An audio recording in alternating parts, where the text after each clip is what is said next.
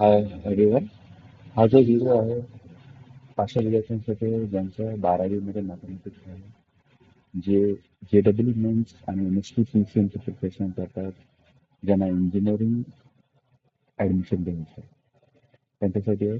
तर NST CET PCM आणि JEE men's exam व्यतिरिक्त मॅथमॅटिक्स असलेले विद्यार्थी बिटसॅट एक्झाम देऊ शकतात, VIT ट्रिपल ई एक्झाम देऊ शकतात, UGEE एक्झाम देऊ शकतात.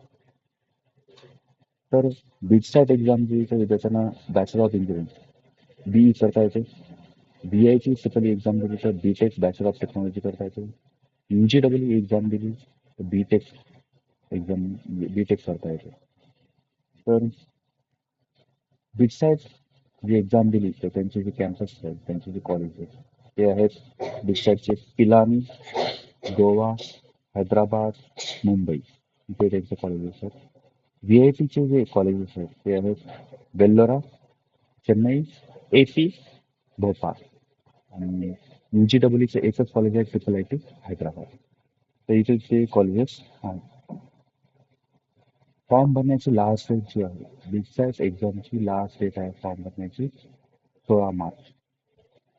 VIT ट्रिपल ची लास्ट डेट आहे 31 मार्च. UGEE एक्झामिनेशनची फॉर्म भरण्याची लास्ट डेट आहे ती 31 मार्च. आणि यांच्या ज्या एक्झाम होणार आहेत बिटसॅटचे एक्झामिनेशन मे मध्ये होणार आहे 24 मे टू 26 मे. VIT ट्रिपल ची एक्झाम जी होणार आहे ती 28 एप्रिल टू 30 मे पर्यंत. आणि UGEE ची एक्झाम जी होणार आहे ती सेकंड मे म्हणजे 2 मे ला होऊ शकतं असं टेंटेटिव्ह शेड्यूल आहे. आणि याच्यासाठी जी इलिजिबिलिटी क्रायटेरिया आहे तो बिटसॅटसाठी इलिजिबिलिटी क्रायटेरिया आहे की तुमचं 12th मध्ये 75% असणं गरजेचं आहे PCM मध्ये आणि इंडिव्हिज्युअल सब्जेक्टमध्ये 60% असणं गरजेचं आहे. VIT ट्रिपल साठी जे इलिजिबिलिटी क्रायटेरिया आहे तुमचं PCM physics chemistry mathematics in 60% असणं गरजेचं आहे आणि मॅथमॅटिक्समध्ये 50% असणं गरजेचं आहे. UGEE मध्ये तुमची 12वी 2023 टू 2026 दरम्यान 23, 24, 25, 26 त्यामध्ये जे असेल जे तेच विद्यार्थी UGEEचा एक्झाम देऊ शकतात.